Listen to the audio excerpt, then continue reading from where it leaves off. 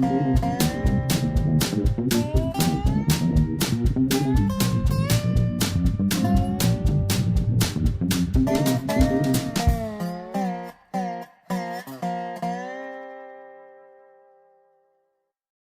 is Dave Monk, Prairie Monk, WAFT, Champaign, 90.1 on your FM dial. And Dave on the board. And we're, it's been July 4th Parade Week, and it's always very friendly to be there and to communicate with people. WEFT had a float and a trailer donated by the McCabe family that some of us have known for many years. They distribute tools for rental. And the Rushing family donated the music as Wildwood. And so Megan and Keith Rushing and James Shearer and Caitlin and Brian Longeron were there. Hey, okay. Jumping in really quickly, July the 10th, that's today's date, and this is a weekly program on the environment and anything else that's going on, and we have a special guest in the studio. One of our staff people has joined us. A couple of weeks ago, we had Lainey on, and now we've got Megan. We'll talk with her in just a little bit, but I think Dave we'll get to her whenever we get to her. That's kind of the left way. Well, the purpose is to give a different population of people that might be listening a chance to meet with you. This is Megan, and I was just saying that you were in a parade. Oh, yeah. So tell us a little bit about the music. I caught a little of it as you turned around the corner and onto Lincoln Avenue, from Lincoln Avenue onto Illinois Street. But I think you... It was awesome. My band Wildwood... Sorry. No worries. Little mic adjustment there. Was in the 4th of July parade on the WEFT float. And we had an awesome time. We had the trailer donated by McCabe Brothers and lots of volunteers out there on the float. And then, of course, lots of people lining the streets and things like that as well. So we actually stood on the trailer with a little sound system and played the entire time, which was really, really great, really fun. I didn't fall down, which I was worried about a little bit. But it was fantastic. We had a great reaction from the crowd, and people seemed to really enjoy the music. And it was, I think, really great to see WEFT kind of getting back out there as well, and everyone, showing support for the community. So tell us a little bit about the band. I emailed you very late, but you didn't have a CD. We could play a little bit of your music. Oh, okay. I don't have a CD on me. Actually, we might have a WEFT sessions from a while ago back in the other room. So yes, maybe we might go grab that. But not so easy. Yeah. No, this but not you've today. been at Mike and Molly's. And, yeah. We've been playing around town for about 2.5, 3 years now. This year so far we've played at Watson Shack and Rail over downtown restaurant and bar. We've done Strawberry Jam at Meadowbrook Park a few weeks ago, and a couple other things. And then the next time we're playing again this Saturday at Watson Shack and Rail in the evening at after 10 o'clock. And then at the end of this month, on Friday, July 29th, we'll be playing at Friday Night Live in downtown Champaign. So that'll be fun. So tell us a little bit about how you got together. And is this emanating from college or? Well, we're basically a family band.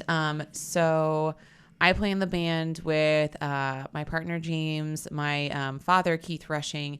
Caitlin is actually my sister, my younger sister, and then Brian is her husband. So it's kind of been, I guess, a work in progress for since we were kids. Caitlin and I were kids, and my dad was having us listen to the Old Timer Show on WEFT and the Whip back in the day when that was on air, and we've been kind of like playing music and everything like that together for a long time. And a while back we just were like, oh well, we're all living in the area again, so why not do this and have some fun with it and play out in public. Did you play for the Old Timer?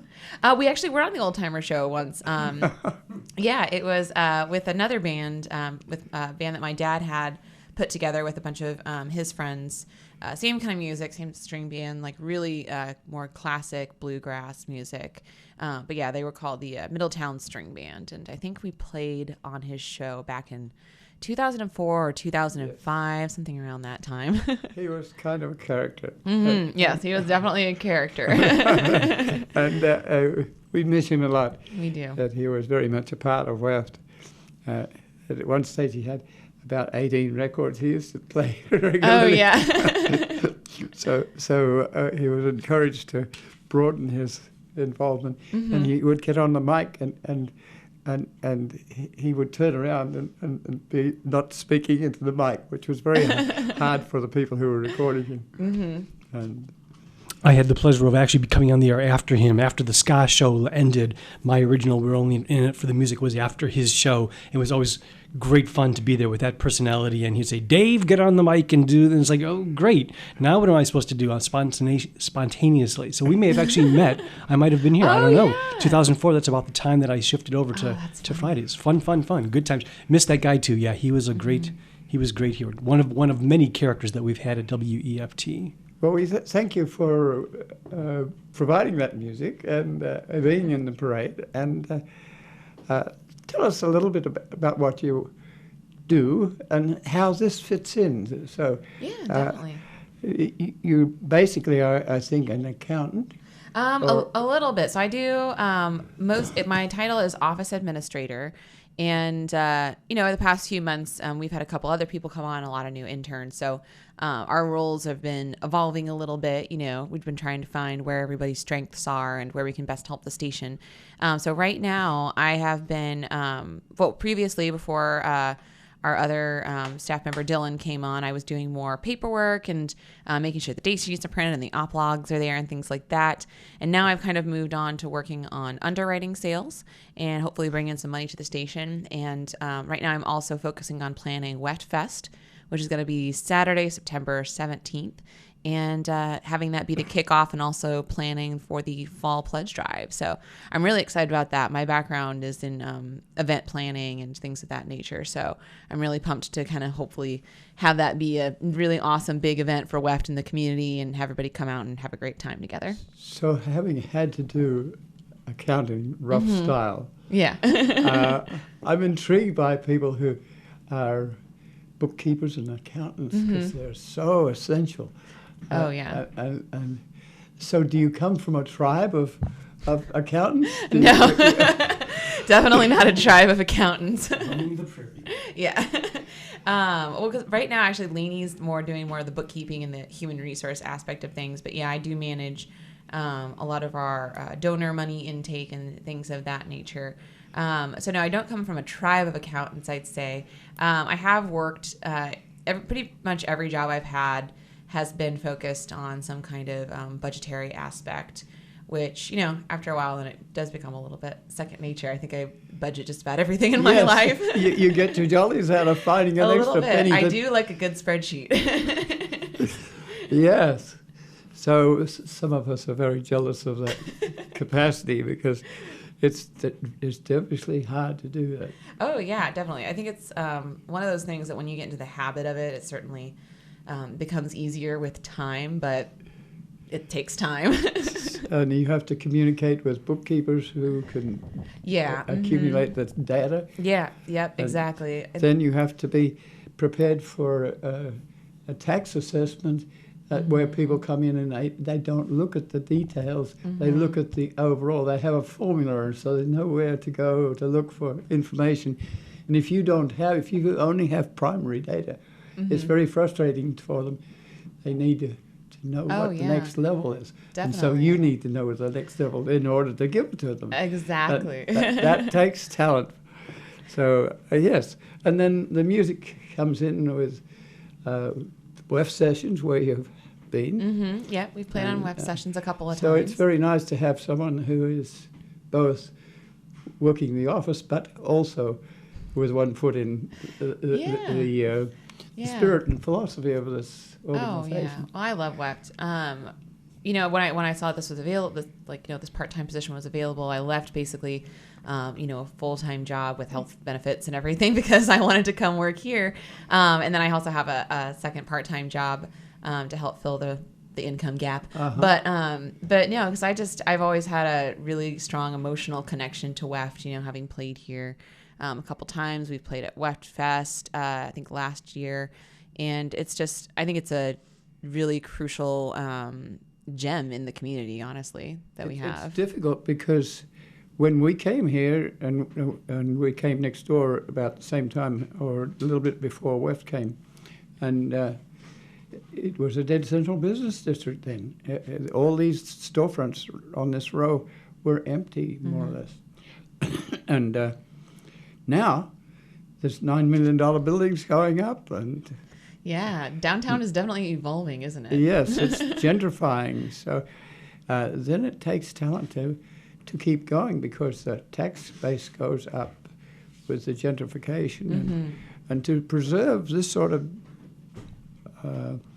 organization in the face of that, and to have people to be able to come in and share, it takes talent, and so you're helping to keep that afloat. It's we don't always get money from the federal government or the state government. Yeah, exactly. We rely on the donors definitely a lot. Yes, so that makes it difficult.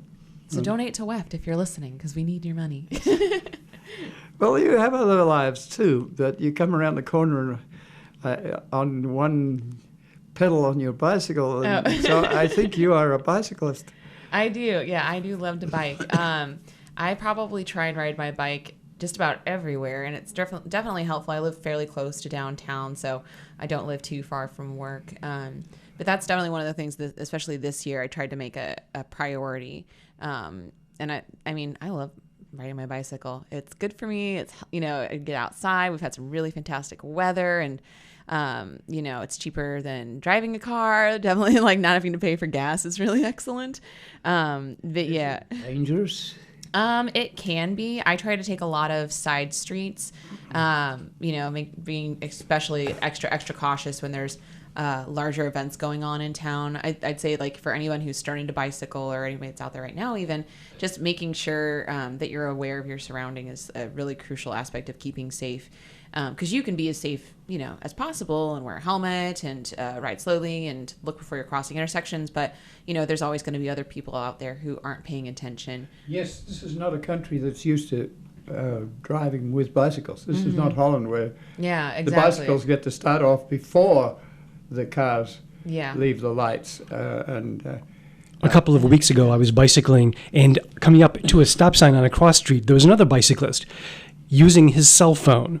And he just coasted into the intersection. I said, "Heads up!" And he just kept going because he probably had earbuds in. It's like if you're on the bicycle, you're the little guy compared to the 2-ton machines that you're up against. Oh, and even if you're on a side street, like you say, if you're not aware of your surroundings, you could suffer for that. Even taking a spill, Seriously. out of your own doing can be pretty bad. Eventually, he woke up and he apologized, and we managed to not run each other over. But it's bad enough with somebody in a car where you're balanced on 4 wheels and not paying attention. But on a bicycle, I've never seen it before, and I hope I never do again. Tell me, what are your favorite, safest seeming side streets? What do you like to take north, south, and east, west? Oh, yeah. Okay, well, I really like, I usually come down Clark Street over this way. That's a nice street to ride down. It's really pretty and everything as well. John's great because there is a bicycle lane there. I think we're pretty fortunate that our city does have, bicycle lanes. A lot of places don't even have those. Are you familiar with the lanes? Because it seems to me you have to be bicycle literate to use the lanes, because you have to have cars that are turning on the right, and you have to turn on the right. Have you ever been on State Street? Is it State? Yeah, State's got where the lane changes, and all of a sudden you need. I encountered this for the first time ever in Portland. For folks who haven't looked, usually a bike lane is on the farthest to the right. The question is, what happens when cars need to have a right turn lane? Right. In nobody's best decision, they've decided that what happens is there's a dance that you need to do as you're a half block away from the intersection to the bicyclists move to the left, where the cars that are going to turn right move to the right. That's wonderful. It is, as Dave says, if every single person is pointing, unfortunately we're in a spectacular town. If anything, most drivers are overly generous. I actually yesterday was stopped at a stop sign, and somebody who had no stop sign stopped, and it's like, neither of us is going. You've got the right of way. Finally, they crept across the intersection.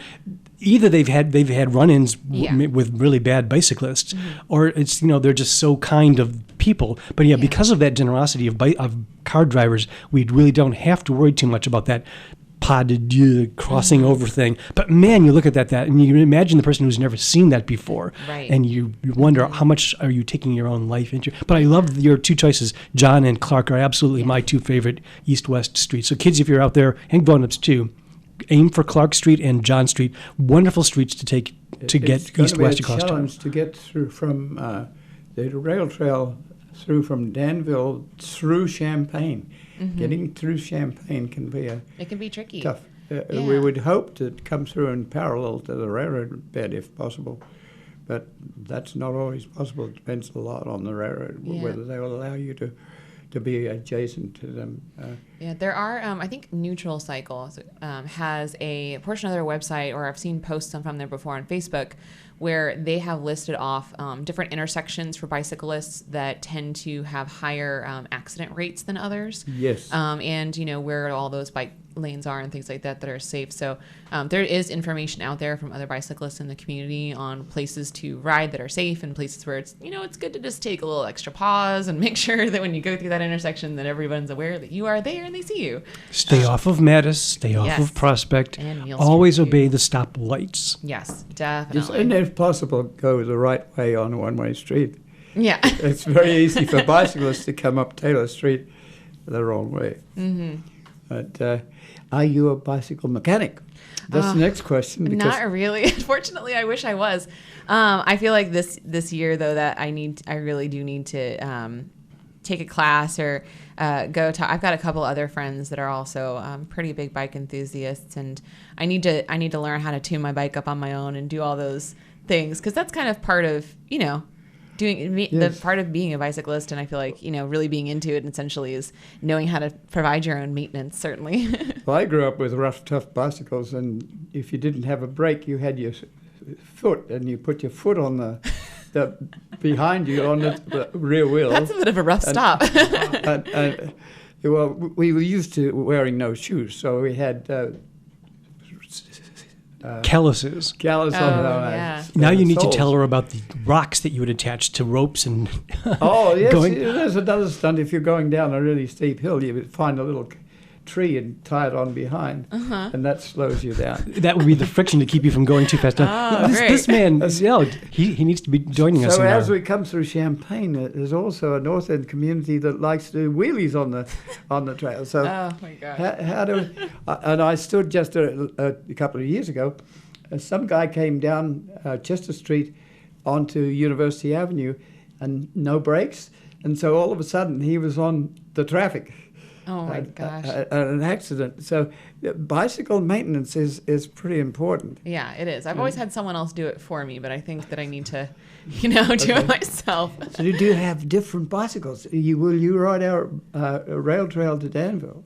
Yeah, I would love to do that. I've been trying to get out and do. I've only got one. Well, I've got one bike right now. And then we've got a couple others that are, this is why I need to become a mechanic too, because they're in need of repair, they're older. And we kind of have them as like loaner bikes for people that are coming by our house. But yeah, right now I just have a hybrid Trek bike. But I would really love to go and do the whole trail. I think that'd be really, really fun. For a trail with chipped limestone, you'll need a mountain bike or mountain something. Bike. Yeah. Mm-hmm. Yeah. So, hey. So I'll just have to get another one. Oh, the things I did. Yeah. The trials. So you don't have a car? I do have a car. Yeah, I do have one. I just try not to use it very much. So do you ever go to other places with a bicycle on top? So there's a whole thing about carriers on front of buses, carriers on cars, carriers behind cars. carriers with babies. I haven't really done too much traveling with my bike.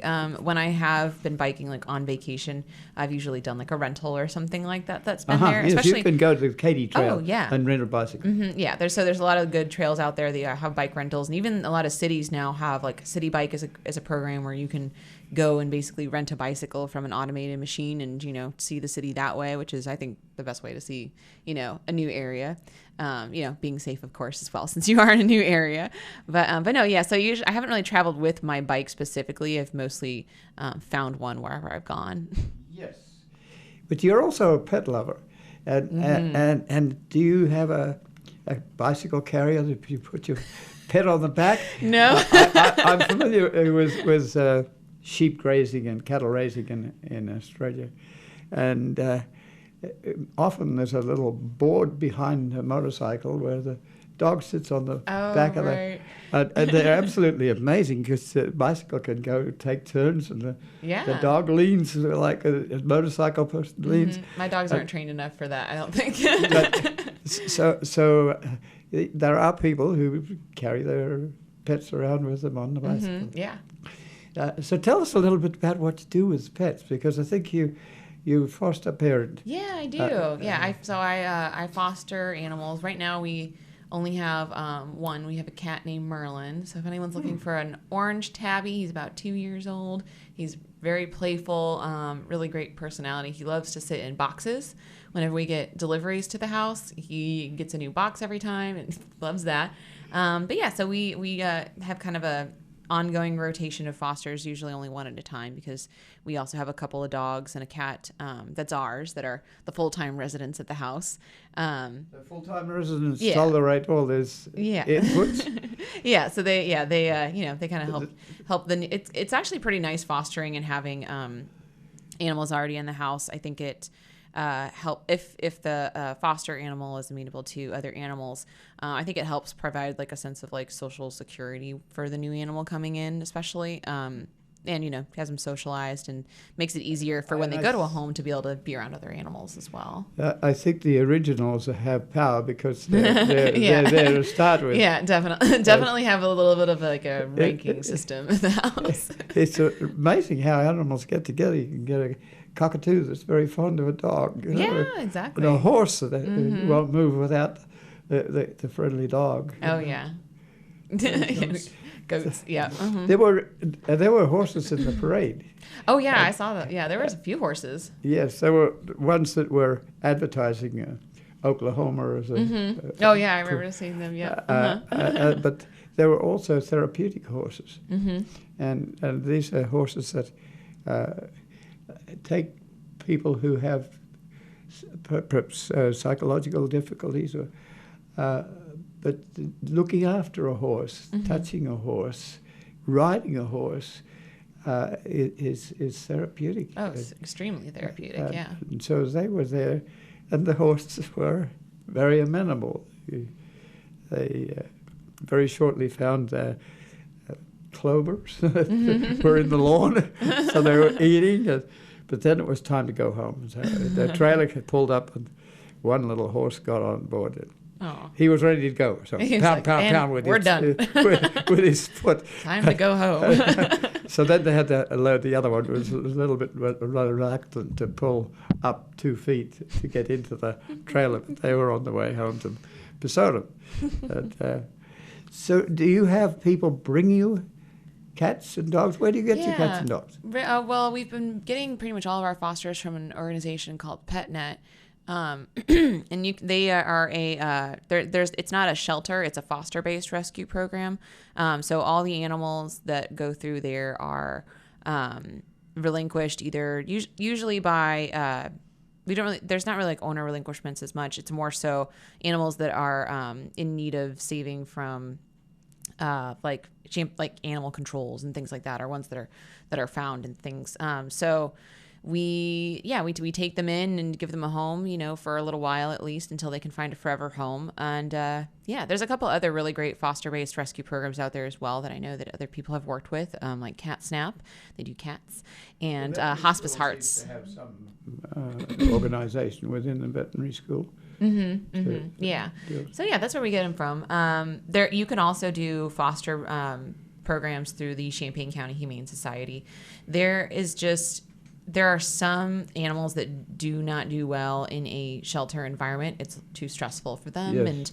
and it can be really, really difficult for them to be adopted because of that environment. So Especially lassie type dogs, where they're used to herding people or Yeah. chickens or cattle or whatever, and if they don't have that work ethic, then they can be very mean in a exactly, yeah. If they're not in the kind of environment, the stimulating environment, especially that they need to be Yes. in, yeah, that can be difficult for an animal.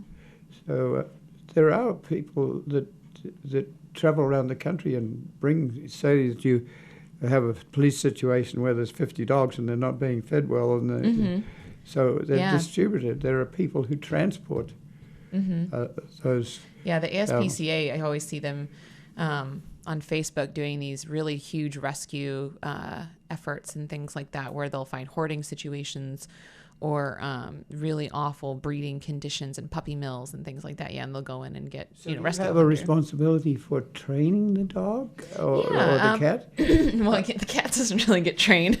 No, it's like Yeah. herding cats. Yeah. Maryland just kind of decides what he wants to do at a given moment, and we're fine with that. Yeah, a little bit. Some animals come and they're more trained already. Others need more training. We've had a couple of temporary puppies for like about a week, and that's always a little exhausting because they're puppies, so they take certainly a lot more. Say mark a lot more- everywhere. Yeah, they do. Yeah, well, so we have to do potty training and chewing training and stuff like that. So it is part of being a animal foster, to really help get the animal ready to go to their forever home, so that Do they you can be have adopted. some sort of organization that says to you, we don't want you to hand on this dog until it's trained appropriately? Not necessarily. There are some animals there can be like a time period where an animal won't get adopted out, mostly because of medical issues of some kind. So it's more so if an animal comes in and there has to be some treatment and things like that, they'll have to be delayed for adoption. But other than that, I mean, it's really just, trying to make sure that they're good little doggies and kitties. So, yes, the little doggies and kitties, there's a lot of feral cats. Yeah. So do you need to neuter the... We don't. That's not a program that I do or that PetNet does. There are a couple other programs. I think I'm trying to remember if Hospice Hearts or Cat Snap does it or not. But yeah, there's what's the phrase I'm looking for? It's like a catch, neuter, and release program. There's a few other organizations in Central Illinois that do that as much as they can. It costs to do that. So. It does, yeah. It costs money. You can do it yourself. You can turn them upside down in a boot, and so that you don't get scratched. Yeah, and you can do it yourself. Definitely but, don't want to get scratched You by need feral to be cats. sterile, and The views and opinions expressed are solely those of the speakers and nobody else. It's about 1:30, so I'll just jump in really briefly here with that image in everyone's mind of animals in boots and cleanly. This is WEFT Champaign 90.1 FM, and this is the Prairie Monk on July the 10th. And as always, talking about things that may have nothing to do with the environment, but I guess in a way, if you stop and think about it, I guess it does too, doesn't it? Well, I grew up in a semi-tropical area where there are lots of tropical birds, and cats love to eat birds. If they don't love to eat them, they play with them and bring them to you and show you how proud they are that they've done this, and you should be proud of them. Well, in that situation, my father used to drown animals that were excess and had no harm, and people would drop such animals so that he would do that. It's like save Australian birds by feeding your cat well, or by making sure that it doesn't get hungry and eat birds of paradise or other fancy creatures. Yeah, we keep the cats fed. Yes. But they're both indoor cats as well. They don't go outside, so they stick around the house. That's another one we have to concern ourselves. I just we were taking photographs recently of a cat that was dismembered by a coyote, and yeah, there are coyotes and foxes, and even some of seen some really huge raccoons around our neighborhood. You know, and, they can be into it too. So Lainey does this too. She sometimes brings a dog box or a cat box yeah. with her. Yeah, Lainey, she loves animals as well, and fosters, and has participated in animal rescue too. And yeah, so we definitely share that in common. So, have you any other evil interests like dancing or?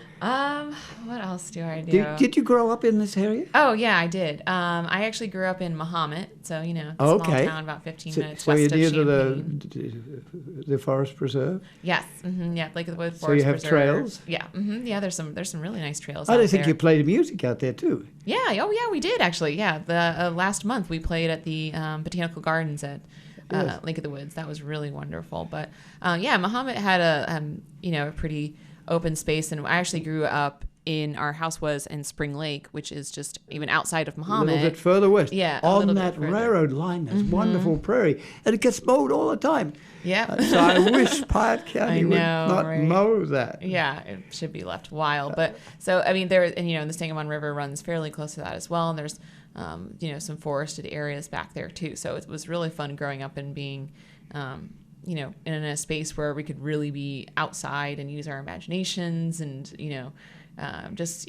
kind of be in a play state in nature. So. And there are trails that are owned by the city. There's an old bridge, an old truss bridge. Yeah, I love It's been that. done up as a rail trail, and there's an attempt to get a corridor right down the Sangamon to Monticello and Allerton Park. That'd be great. So I was talking to Bruce Hannon last night and discussing that a land grant group, and they're trying to get land down the Sangamon, and so that you could canoe it. At the moment, if you go from Mahomet to Monticello, it takes you about 6 hours. Oh, okay. It depends on the season. If it's spring when the water is up, you're better shape. But there's a lot of trees that you have to portage over, so you need to be able to get out and get around. And there are all sorts of state and federal laws associated with water. Who owns the water underneath your? Can you get out on somebody's property? Does the property own to the middle of the river, or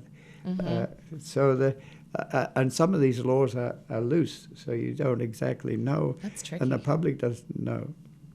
And then Jimmy Johns has been buying land down that same corridor, and he just donated $150,000 to the rail trail through to Danville. That's wonderful. So, okay. So, do you have a family background? Do you have Megan as a name? Do you have an Irish contact? Where did No. You're probably a mixed puppy. Yeah, a little bit. I actually did. Me and my sisters, because it's Megan, Caitlin, and Kelly, we all have Irish names, but we don't really have any Irish heritage in us. I think my parents just liked Irish names.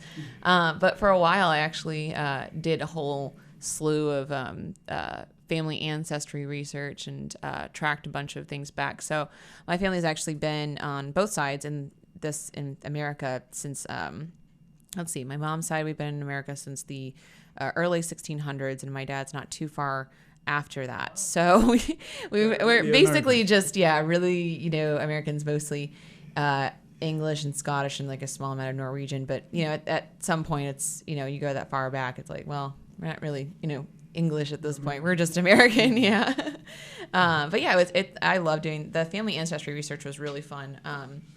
It was, it's a long process. It takes a lot of time and research because you can't always find everything. But it was really cool to be able to look up and see the other census records and things and things that people had, signed from way back in that time period, and really just kind of see, where you came from. We found some old photos of family members that we hadn't seen before that other people around the country who were also related, happened to have, in their at their homes and things like that. So it was really, really a cool exercise. But yeah, I've just mixed bag, I guess. The internet has helped a lot. Yes, definitely. It certainly makes it a lot easier.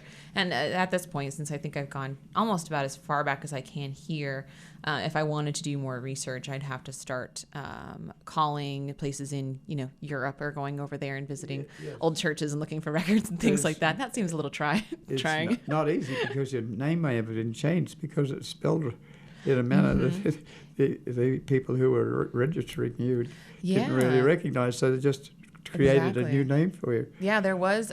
So my father's mom's maiden name is, or not her maiden name, sorry. My father's dad's mom's maiden name is Eads, and that at one point it was spelled EADS, and then later at some point someone changed it to EADES. So that took a little bit of trying, trying to figure out, okay, well, if we can't find this person, we know they're around somewhere. Did they change the spelling? And doing lots of research in that. Yeah, that can definitely be a little bit tricky. But it's really a cool thing to kind of know where you came from, and, even finding out a couple of, historical figures and things like that that are kind of in your family line. I have a direct line with the explorer Daniel Boone, going back to England, and also another ancestor, Mary Dyer, who was living in Massachusetts and fought for the right to practice, basically like the freedom to practice whatever religion you want and things like that. And she was actually the first woman to be hung in Massachusetts for it.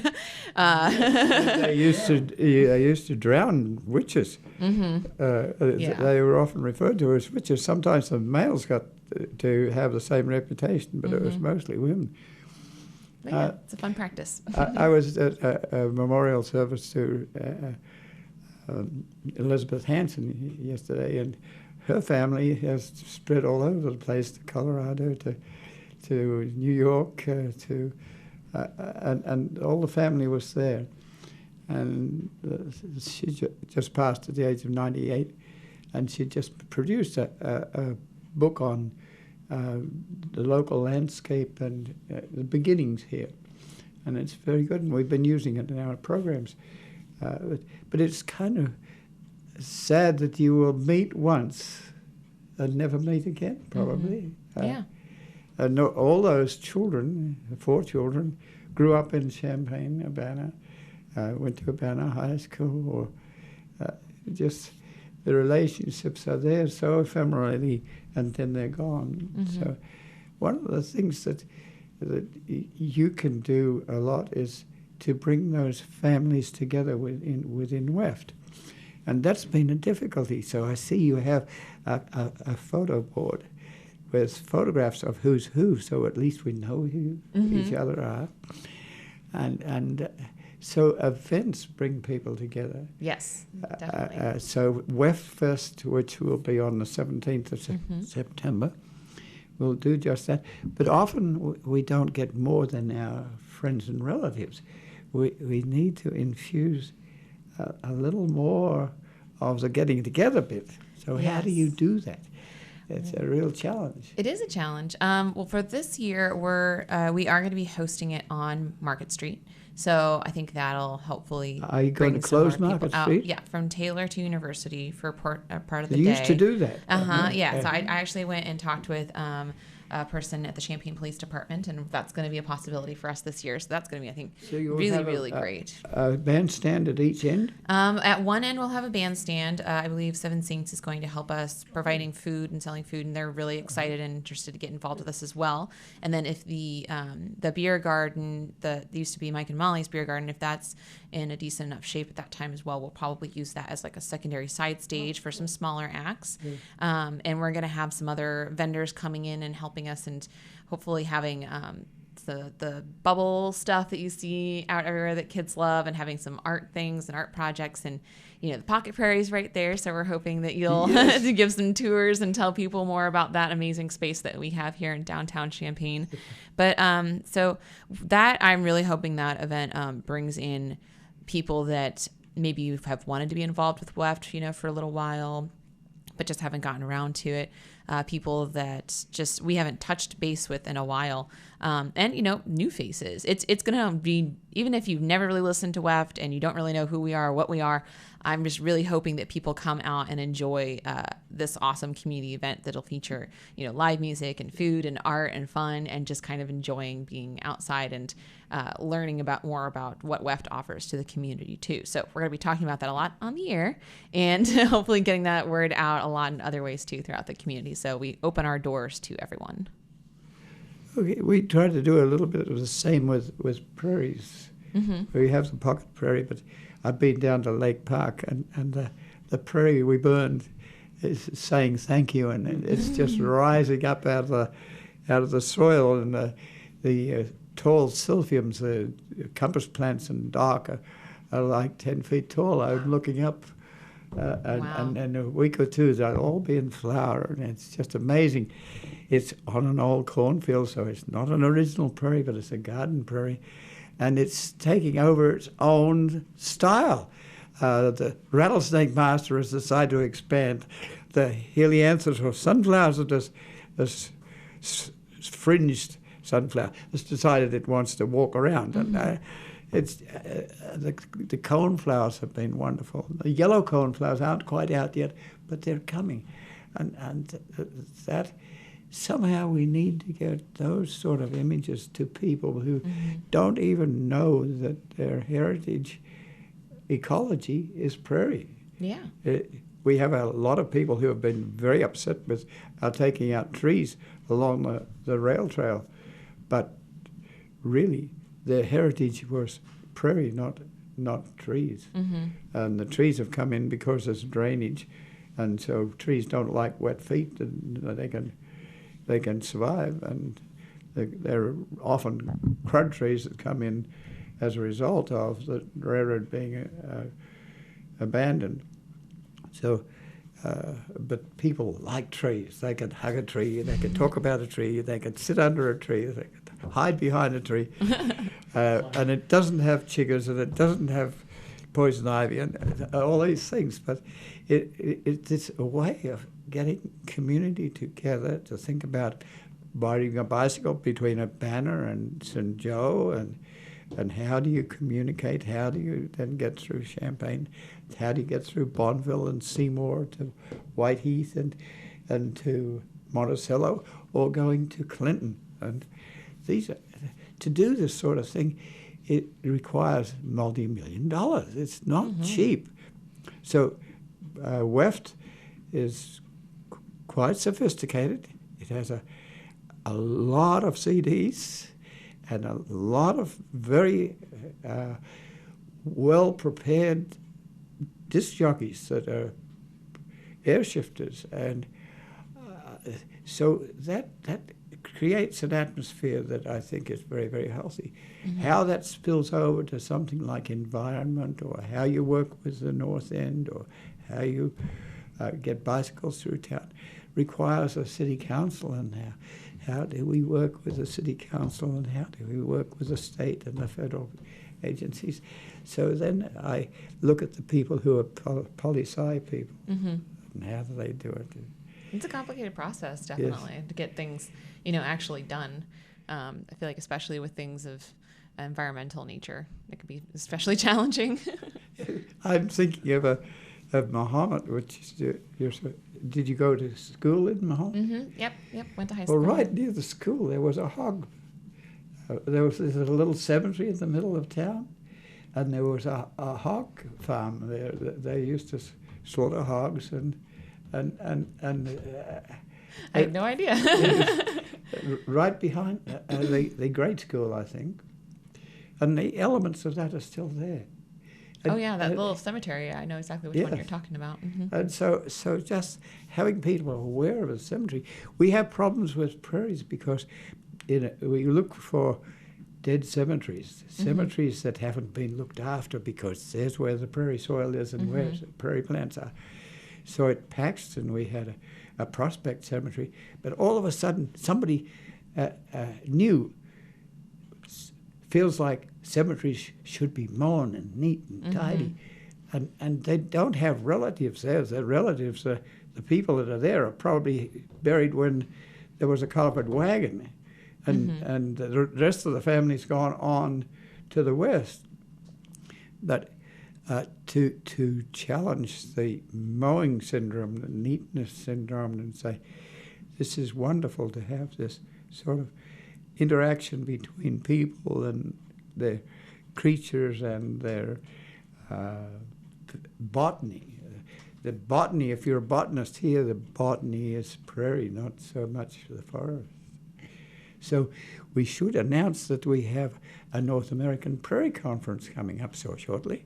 It's a biennial conference. It's been going for 24 times. This is the 24th biennial conference, started by someone at Knox College in Galesburg, and he's going to be applauded for that. But there are interesting field trips that will take you to Nachusa, which is up by Oregon. So I don't know. I just was talking to someone. I was pulling salvage out of the garbage can, and somebody came, and they come from a farm up near Nachusa. And Nachusa now has buffalo, and you have to watch buffalo because buffalo increase at a rapid rate. So you can't afford to have too many buffalo. It's like overgrazing. But then another one that I'll be going to is the Sand Prairie near Kankakee. There's another one that goes to Peter Schramm's strip mine areas where they've reconstructed prairies. And then there will be a Grand Prairie Friends field trip to cemeteries that we know have quality prairie on them, and the Grand Prairie Friends have done things like buy 9 acres of ground around a reasonably original prairie so that there will be a buffer zone.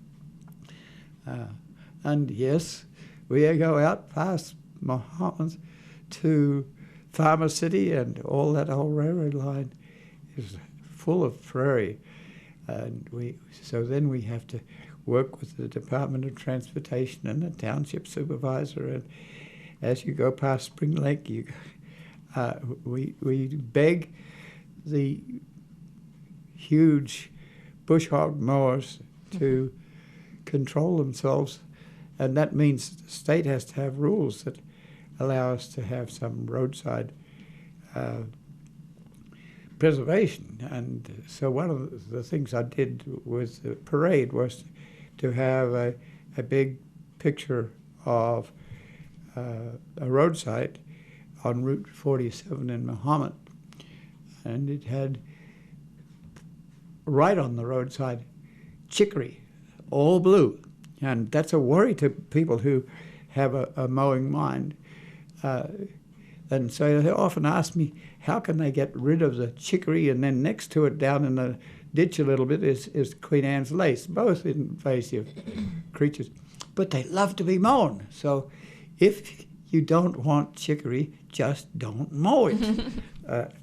And then you go over onto the upside of the ditch, and there's these plants struggling to grow, and the edict is that you should mow on August the 1st. But a lot of our plants don't even flower till November. So you take out and there's what we call volunteer mowing. It's even more than that. It's recreational mowing. People like to mow.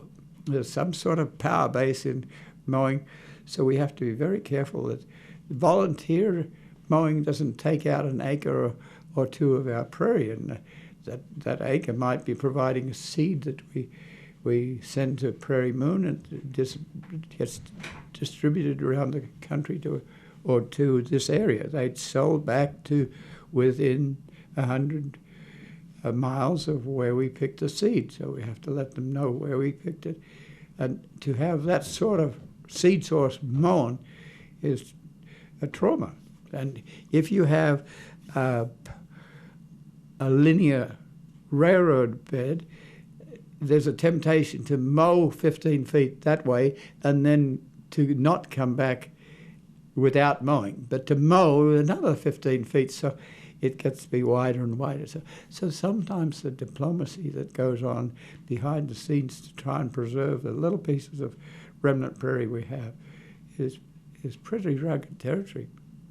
And so when you grew up in Muhammad, did you go over 74 to an area where there was a big barn and it's called Buffalo Trace? It's a area that was probably farmland between 47 and... I think I know what area you're talking about. You go past the gaming area, the track area, and you go over 74. The barn has gone now. Yeah. But that's a big prairie. It's a beautiful space. Did you ever get to wander around that? A little bit, yeah. Definitely. It's very near to the Champagne Forest Reserve. Yeah. And, just right over there. Yeah. So let me look. Okay. Let me have a glance here. Yes, we're concerned about finances at WEF, but we're also concerned about finances at Heartland Pathways. Just this week we had to pay $3,000 for insurance just to have liability insurance on rail beds. And so WEF has some of the same sorts of expenses. And so we are constantly looking for people who could help us to cover those sorts of expenses. And I think that's what you're doing a little bit, is to... Yeah, I'm helping to raise funds for WEF. That's definitely part of my job. I'm really hoping with underwriting that, local businesses will show their support for WEF through that program that we have. Underwriting is basically what the FCC allows for nonprofit community radios to do in terms of advertising on the air. So, we say this, this show today is sponsored in part by ABC company, which is extremely different than the kind of commercials and things that you hear on corporate radio where they're, just extremely different. Yeah. They're longer. They come on more often, and there's certainly a lot of calls to actions and things like that. So we have regulations that we have to follow that are totally different. But so I am really hoping that program will continue to build, and that'll be a source of funding for WEFT. And with the Fall Pledge Drive coming up, I'm really hoping that people will come and donate and renew their memberships. And really, every little bit counts. If you want to give us $5, we will gladly accept that $5. If you want to donate your talents in other ways to WEFT, that's amazing too. We are always looking for more volunteers. Volunteers obviously make this place happen. We can't operate without that in any way, shape, or form. There are also other people I know that are also good at doing other fundraising efforts, bands that we would love to have donate their time. Really just anything that people are interested in doing to help WEF, we would love to have them come on. You can't do too much of a freebie. Exactly. And it doesn't have to be a huge thing. Like I said, we can, I think when people look at volunteering or donating money and things like that, it can be a little overwhelming because you just assume that you have to give everything you have or, all the time that you have, but every little bit counts. In our territory, the landscape architects and the like often get targeted for freebies because they have a knowledge of how to put vegetation together, and that can be sometimes overwhelming. So you have to be careful not to overwhelm the 6 or 7 people that do a lot of the work. So do you have to be, when you're talking about advertising, do you have to be well read in FCC details? Are you part a lawyer? No, I'm not a lawyer. Or a part lawyer, even for that matter. There's some really helpful documentation that the FCC has that the board actually just did a review of those again to make sure that we're staying in full compliance. But no, it's not too hard to know exactly what can be said and not said on the air, basically. Yes. And so say something about WEF training so that people get to have their own program. Oh, you have yeah. open programs at the moment. I think There are open programs. Yep, I can't remember all the things we have right now. We do have some show spots that are open. We also have a continuous need for people to come in and sub shows as well. And we usually have an air shifter training about 4 times a year. We just had one a little while ago, so there'll be another one coming up here for the fall. And FCC training is part of that. And then also, obviously, training on the board is a very big part of that, and the most fun part anyway. But yeah, we always need people to come in and propose shows, get on the air with us and basically share their love for music, public affairs, landscape architecture, really anything they, find interesting and that reflects in our community. So, an interesting side issue at the moment is sound on the street. So WEFT has got this Bruce Zimmerman's set up sound, but there's a lot of regulations with that. There is, yeah. So we can only have it at a certain volume, and it has to be turned off. I believe there is like an automatic timer for 10 p.m. Because there shouldn't be loud music playing outside all the time. There are people that live in the neighborhood and I'm sure want to get their rest as well.